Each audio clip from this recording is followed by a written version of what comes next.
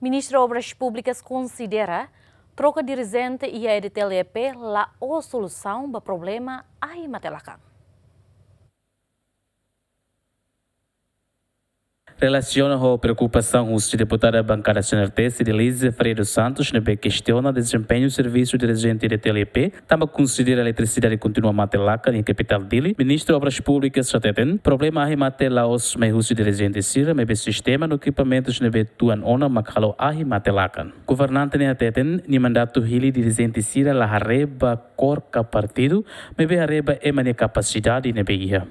Quando feeder na lima det ida liga usidili bato ermera tama tora kailako na ba ida maka kona hifiu anda consulate mate hut keran nebe ita buka hare problema serne ato resolve se hau troca te sira hutu depois maka hai mate na fata ni mate ansera tang ita la hanoi na resolve na hau mai atu buka problema saída makelaram para resolve botida nema kaunia mandato para resolve problema aulos mai troca ema atu nema sa ema Negalai.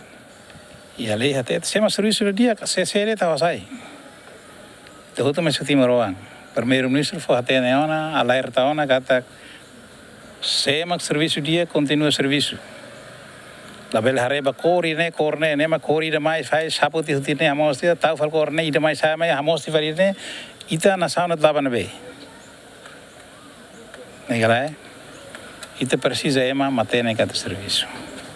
Se det nia tu sine vedet ni serviço dia ni an sentimento nacionalismo a servir ai no dia continua serviço para serviço negrai e tu hamoto para tareto problemas né tem problema né saída para resolver hamoto tuir lei para o conselho ministro só decide para presidente e conselho de administrativa executivo, né? Ministro de competência, tu decide.